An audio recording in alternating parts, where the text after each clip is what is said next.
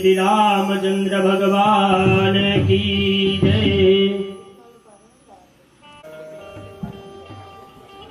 परमात्मा यशवंत कुमार जी पलसाणा गामनी पवित्र भूमि ઉપર કથાનો ત્રીજા દિવસના પ્રારંભ તરફ જઈ રહ્યા છે। આજે ભગવાન રામ પધારવાના છે તો શરૂઆત કરીએ। પ્રથમ નારાયણભાઈને વિનંતી કરીએ કે પોથી પૂજન કરશે। સર્વપ્રથમ પોથી ઉપર એક હાર ચડાવી ગાડીનો ડુગરાથી આપણે વધાવી દઈએ કે જે શાસ્ત્રીજીનું સ્વાગત કરશે।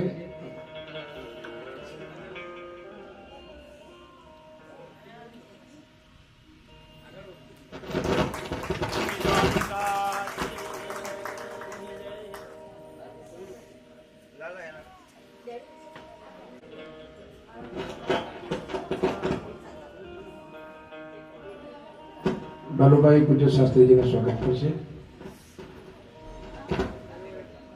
कांतिभाई विनंती करिए शास्त्री जी का स्वागत करશે।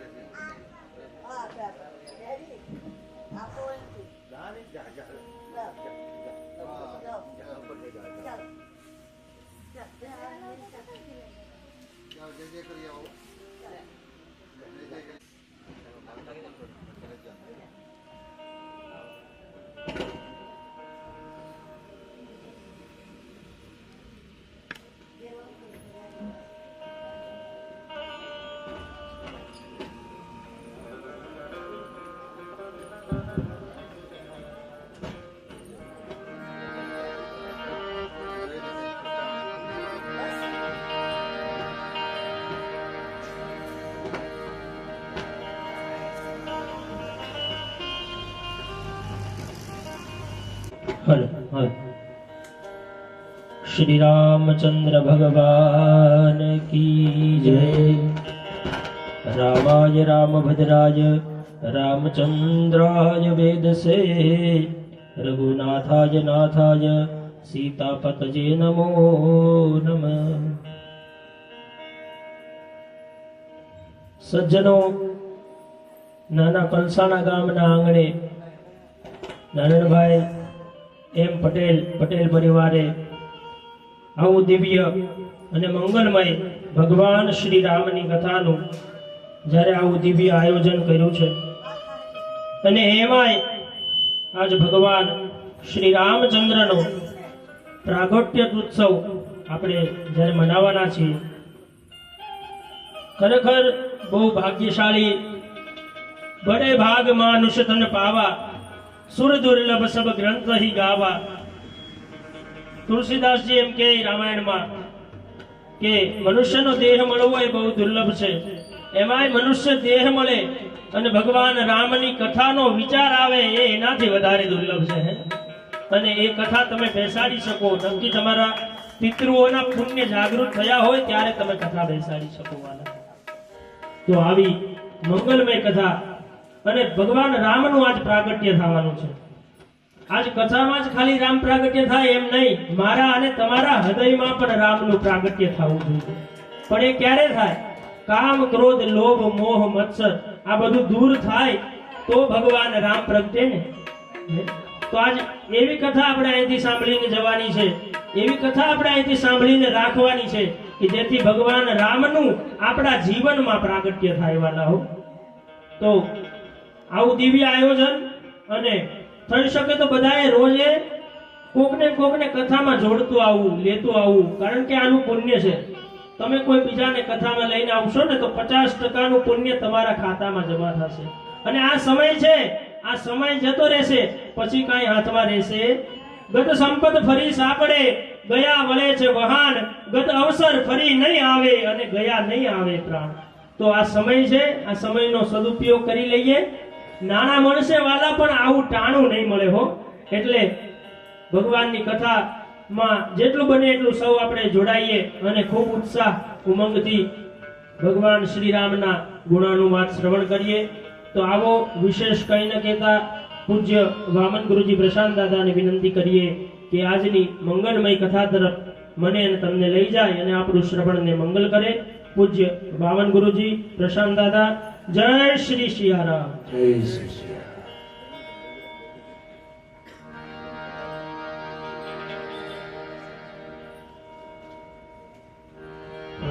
Hello. Hello. Hello. Hello. Hello. Hello. Hello. Hello. Hello. Hello. Hello. Hello.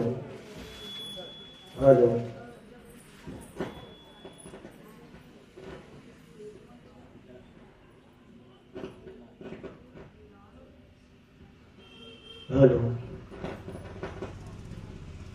Hello.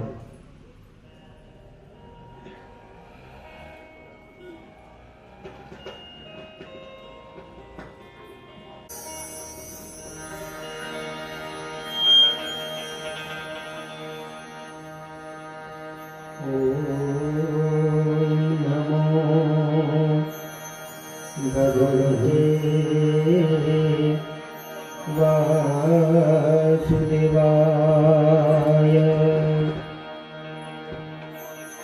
स्वस्ति श्री गणेशाय नमः श्री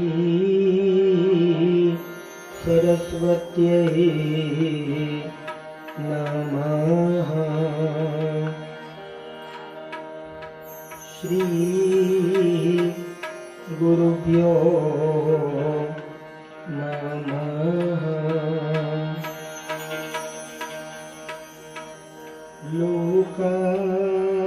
लोकाभिरामं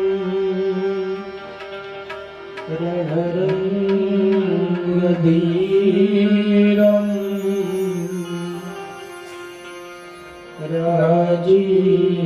राजीवनेत्रम् रघुवंशनाथं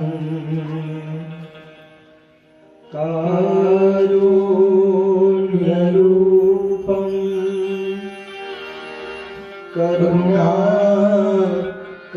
करुणाकरन्तं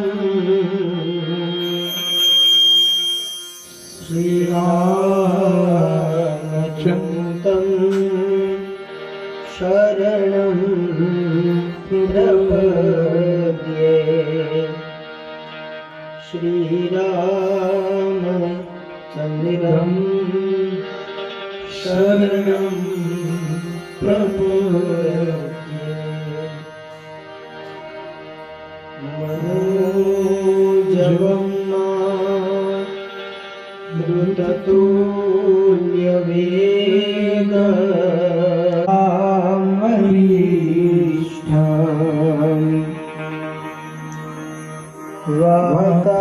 वातात्मजं वा नरयूथमुख्यम्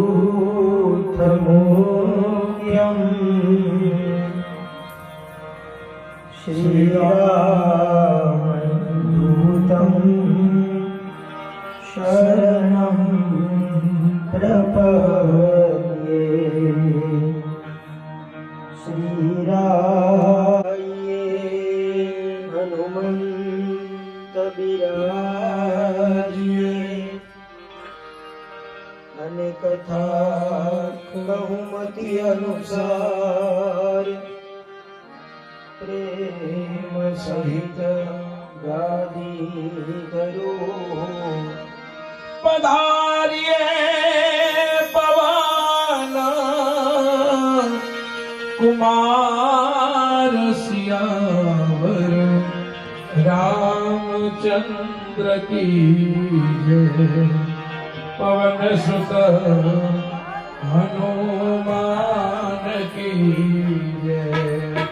बोलो रे बापा जलाराम की जय।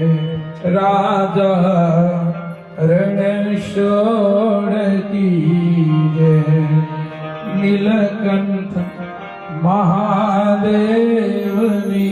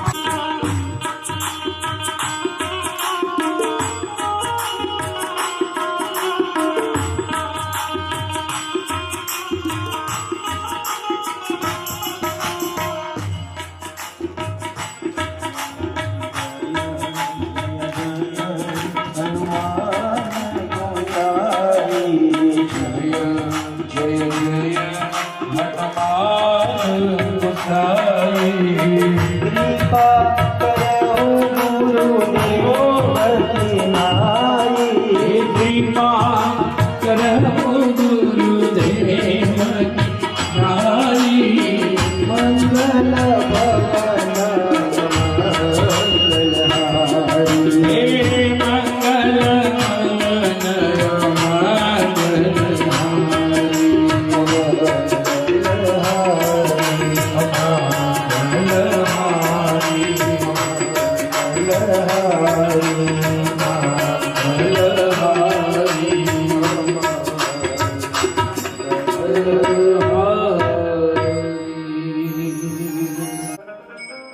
ત્રીજા દિવસની મંગલમય કથામાં પ્રવેશ કરીએ એ પહેલા પ્રેમપૂર્વક ભગવાન મર્યાદા પુરુષોત્તમ રાઘવેન્દ્ર સરકાર એમની સ્તુતિનું ગાન કરી અને આજની મંગલમય કથામાં પ્રવેશ કરીશું.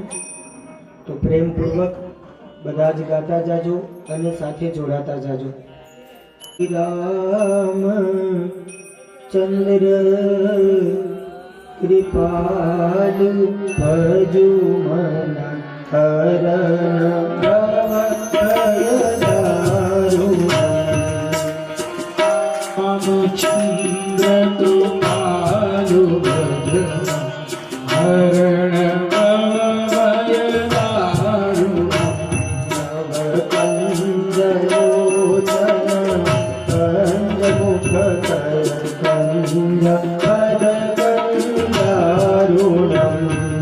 नवकंजलोचन कंजमुख कंज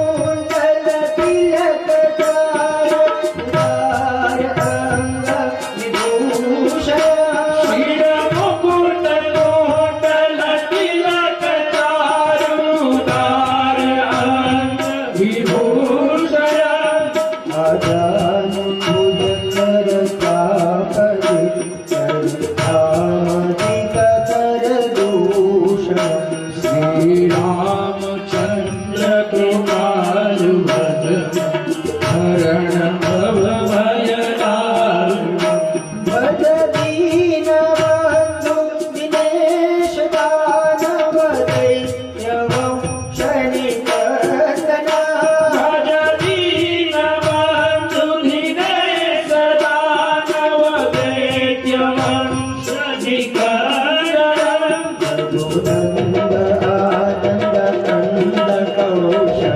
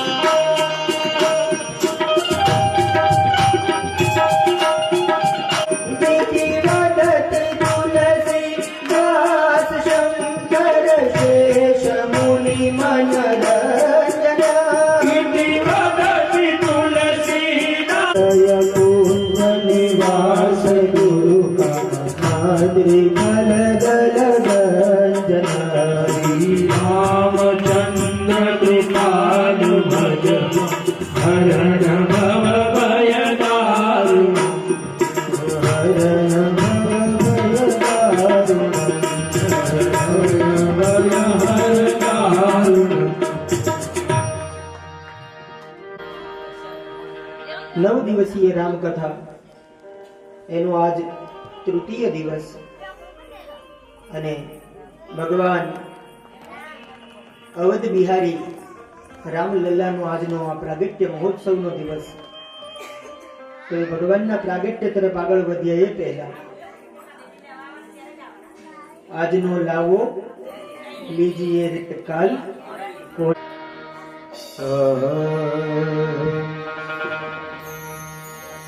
સીતારામ સીતારામ બોલ તો તારું એમાં કલ્યાણ છે. સીતારામ સીતારામ બોલો તો તારું એમાં કલ્યાણ છે. સીતારામ સીતારામ બોલ તારું એમાં કલ્યાણ છે. સીતારામ સીતારામ બોલો તો તારું એમાં કલ્યાણ છે. એમાં કલ્યાણ છે એમાં ઉદ્ધાર છે. એમાં કલ્યાણ છે ને એમાં ઉદ્ધાર છે. એમાં કલ્યાણ છે એમાં બેડો પાર છે.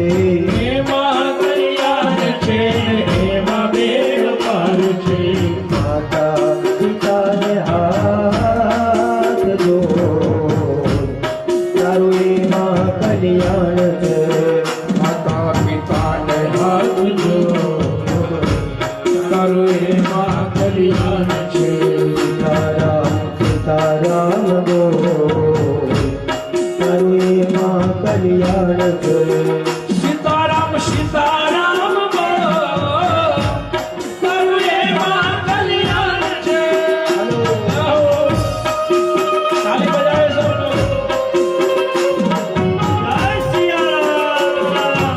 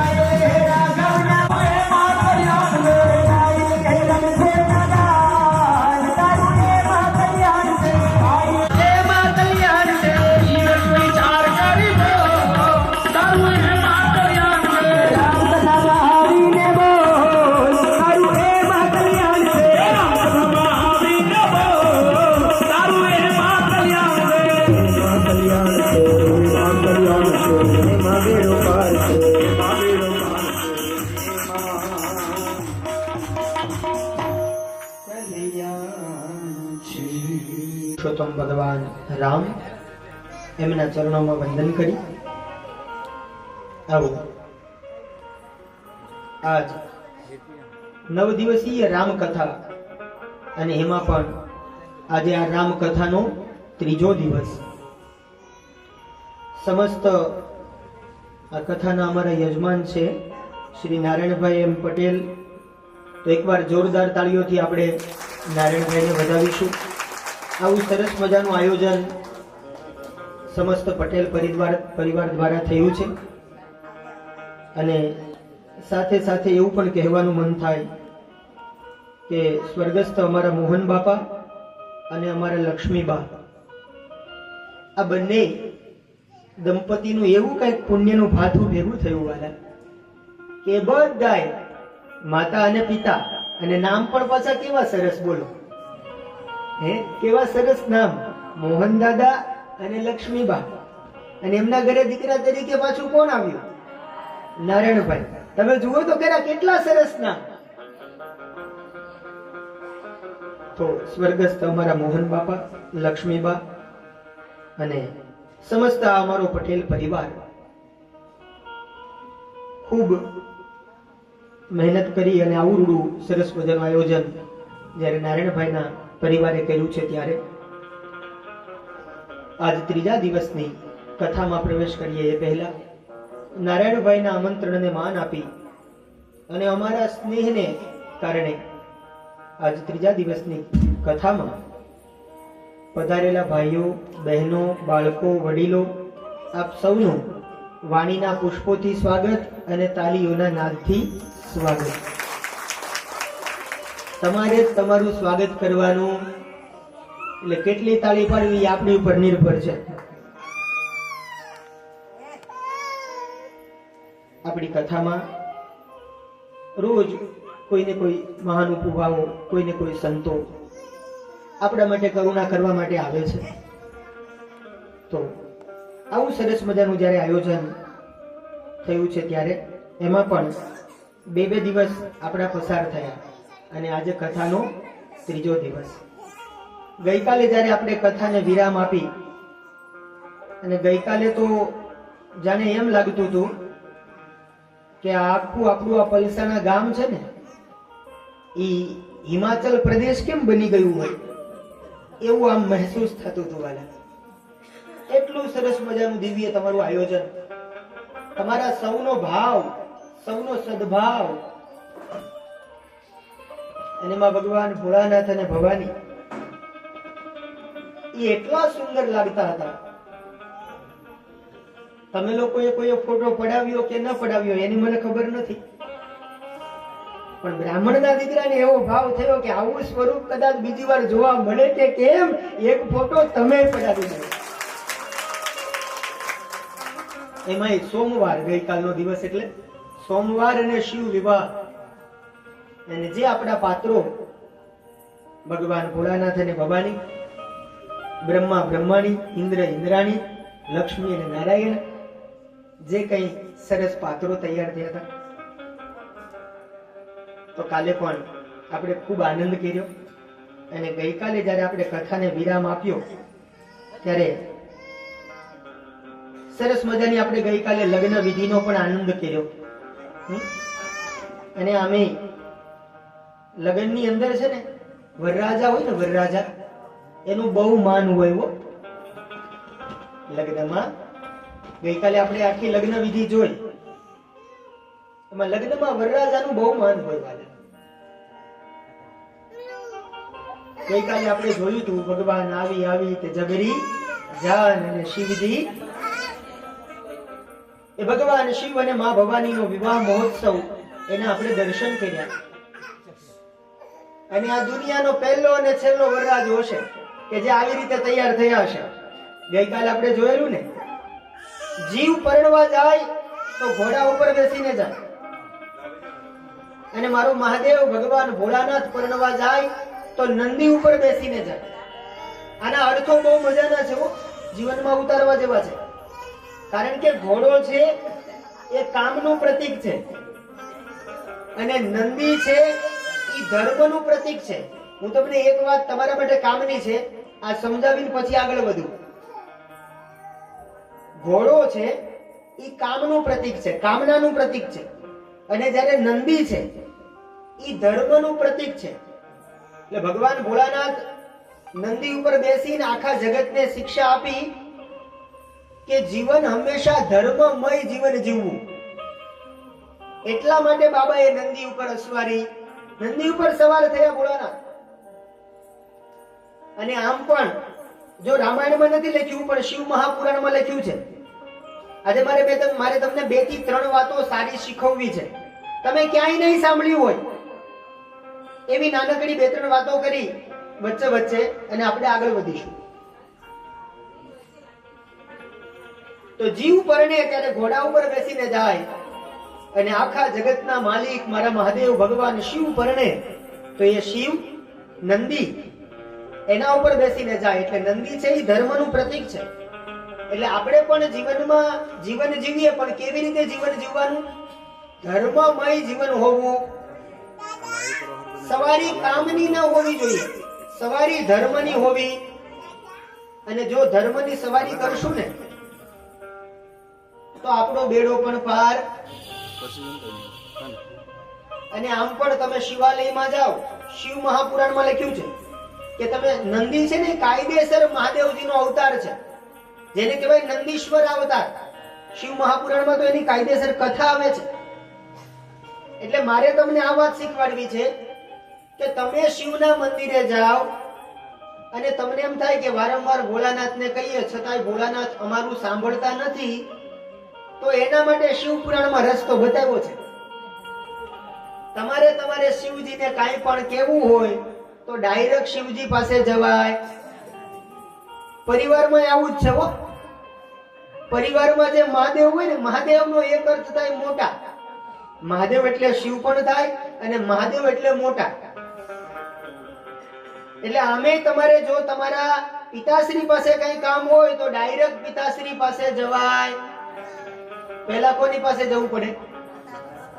પહેલા મમ્મી પાસે જવું પડે, ને મા થ્રુ પછી હાઈકોર્ટમાં અરજી જાય. સમજાય છે? એટલે તમારે જો તમને એમ લાગે કે આ મહાદેવજીને રોજ કહીએ પણ મહાદેવજી અમારું નથી સાંભળતા, તો શિવ મહાપુરાણમાં લખ્યું છે કે નંદી છે ને, નંદી તમે શિવાલયમાં જાવ ને, હવે તો જો કે નિયમ પ્રમાણે શિવાલય નથી બનતા. શિવ મહાપુરાણમાં લખ્યું છે કાયદેસર શિવ મંદિરના 11 પગથિયા હોવા જોઈએ. કેટલા પગથિયા? 11 પગથિયા હોવા જોઈએ. 11 શું કામ? તો કે 5 યમના, 5 નિયમના. કેટલા થયા? 10. અને 11મું મન. એ મન ઉપર કાબુ હોય તો મહાદેવ મળે. આપણે કહીએ ને કે મન હોય તો માળવે જવાય. એ મન ઉપર કાબુ હોય જીવાત્માનું તો એને મહાદેવના દર્શન. એમને મહાદેવના દર્શન થતા. એટલે શિવાલયના 11 પગથિયા હોવા. એ 11 પગથિયા પાસ કરીને પછી આગળ આવો એટલે પહેલા તમારે નંદીની મુલાકાત કરવી પડે. પછી કોણ આવે? નંદી, કુર્મ. એક બાજુ ગણેશ, એક બાજુ હનુમાનજી. તો તમારે નંદી અને કુર્મને મળવું પડે પહેલા. એટલે તમને એમ લાગે કે આપણું કોઈ સાંભળતું નથી, આટલી બધી પ્રાર્થના કરીએ છતાંય ભોળાનાથ આપણું કામ કરતા નથી, તો તમારે નંદીના કાનની અંદર જઈને તમારી વિનંતી કહી દેવાની. શિવ પુરાણમાં લખ્યું છે કે તમે જઈ અને નંદીના બંને કાનની અંદર તમારી વાત કહી દેશો તો નંદી તમારો સંદેશો મહાદેવજી સુધી પહોંચાડશે, અને તમારું કામ 110% થશે.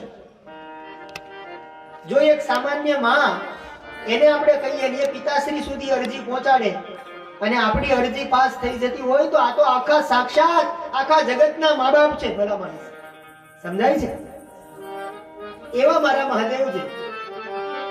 આવા ઘણા બધા અર્થો થઈ શકે વાલા. કે જીવ પરણે તો એ ઘોડા ઉપર બેસીને જાય, અને મારા મહાદેવજી એ ધર્મની સવારી કરે. સરસ મજાનો આપણે લગ્નનો વિવાહ મહોત્સવ ઉજવ્યો, અને હિમાચલે પણ એટલું સુંદર વ્યવસ્થા કરેલી, એટલું સુંદર આયોજન કરેલું. ભગવાન શિવના માથે ચંદ્ર છે, એટલે એના ઉપરથી આપણે આપણા સાંસારિક વરરાજાઓ જે હોય ને એ તૈયાર થાય ને તો એની પાસે કપડા ન હોય ને તો કપડા એ માગ્યા લઈ આવે. બોલો, માગ્યો સૂટ પહેરી અને પરણવા પહોંચી જાય. પછી ભગવાન શિવના મસ્તક ઉપર તો ચંદ્ર હતો, આપણે વરરાજાના મસ્તક ઉપર શું રાખીએ? તો જૂના જમાઈની જૂના કાળની તમને વાત કરું ને તો એ વરરાજાને સૂટ પહેરાવવામાં આવે, પછી ઉપર લાલ બલ્બ રાખવામાં આવે, મોરની પીછી હોય ને એમાં લાલ બલ્બ હોય, કેમ કે પ્રકાશ લાલ બલ્બ અહીંયા હોય અને છેડો પાછો બાજુવાળા ભાઈના ઘેરથી છેડો જોડ્યો હોય, કારણ કે પોતાનામાં પ્રકાશમાં તો પ્રકાશ હોય. સમજાય છે કઈ? કોઈનું નામ હોય તો માફ કરજો, હું તમને સમજાવવા માટે બોલું છું કે એ પ્રકાશમાં પ્રકાશ ન હોય એટલે છેડો બાજુવાળાને એમાંથી પાછો પ્રકાશ ખેંચો હોય, અને મોટા ભાગે તમારે જોવું એ બલ્બ લાલ જ હોય. એટલે રેડ ઇઝ એટલે બલ્બ થી સાવધાન રહેવાનું કે વરરાજા થી સાવધાન રહેવાનું? અને એમાં વરરાજાનું કેટલું માન હોય. બોલો, લગ્ન હોય ને ત્યારે વરરાજાને એમાં વરરાજો વચ્ચે ચાલે, બે જણા આગળ, બે પાછળ, બે ડાબા હાથ ઉપર, બે જમણા હાથ ઉપર. અને પછી વરરાજો જતો હોય ને જ્યારે ગામમાં નીકળે ને તો બધા બોલાવે કે આવો આવો ચા પાણી કરવા તો આવો. એટલે પછી વરરાજો કઈ ન બોલે, એની આજુબાજુ વાળા હોય ને એ લોકો બહુ સરસ વાત કરે.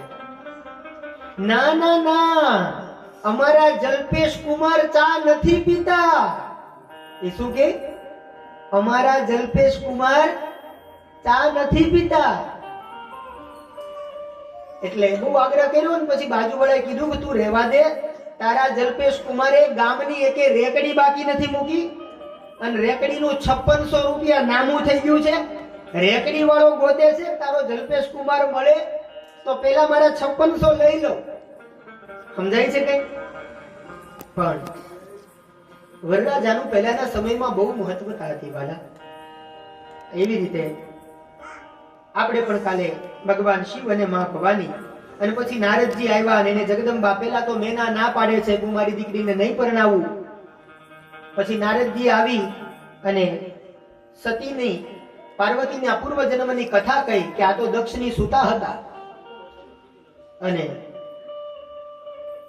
અબ જન્મી તુમારે ભવન નિજપતિ લાગી દારૂ ન દુઃખ કહ્યો. આ હવે પાર્વતી બની અને તમારા દ્વારે આવ્યા છે. અને ત્યારબાદ મેના અને હિમાચલ એ ખૂબ ભાવથી અને પ્રેમથી વિવાહનો સરસ મજાનો ઉત્સવ કાલે આપણે જોયો. સુવર્ણના સિંહાસન ઉપર ભગવાન મહાદેવજીને બેસાડવામાં આવ્યા. ચિક્કાર મંડપ ભરેલો છે. હિમાચલ અને મેના કન્યાદાન આપવા માટે બેઠા છે અને અદ્ભુત શૃંગાર માં પાર્વતીએ કર્યો છે. અહીંયા કવિ લખે છે કે પાર્વતીજી કેવા લાગે છે? એક વસ્તુ યાદ રાખજો, કોઈ દીકરો ક્યારે માના શણગાર ન કરી શકે વાલા. એક પતિ પત્ની માટે કંઈ પણ લઈ જઈ શકે છે, એક પત્ની પતિ માટે કંઈ પણ લઈ જઈ શકે છે, અને ત્યાં ખાલી હાથે જવાય નહીં. 4 જગ્યાએ ખાલી હાથે ન જવાય, શાસ્ત્ર કહે છે. પછી તમારી મરજી. એક તો પત્ની, પહેલી વાર જયારે જાવ ને તમારા બધાનો અનુભવ હશે, પહેલી વાર જયારે જાવ ને ત્યારે ખાલી હાથે જવાય. ભલે કાંઈ ન મળે તો એકાદું, જો તમે બોલ્યા હું નથી બોલ્યો, કાંઈ ન મળે તો એકાદું ફૂલ, આપણે શું કામ કહીએ ગુલાબ, એને જે ગમતું એ લઈ જાય, પણ કાંઈક ને કાંઈક લઈ જવું. એટલે પત્ની પાસે જાઓ પહેલી વાર તો એને પણ કંઈક આપવું, અને પત્નીએ પણ પતિને સામે પણ કંઈક. એવી રીતે તમે તમારા ગુરુને જ્યારે મળવા માટે જાઓ તો ત્યાં પણ ખાલી હાથે જવાય. ગુરુને પણ કંઈ ને કંઈ આપવું, અને કંઈ ના આપો તો કમસે કમ એટલો તો ભાવ રાખો કે હે ગુરુ મહારાજ, તમે બતાવેલા માર્ગે અમે ચાલીશું. કમસે કમ આટલું તો કરીએ વાલા.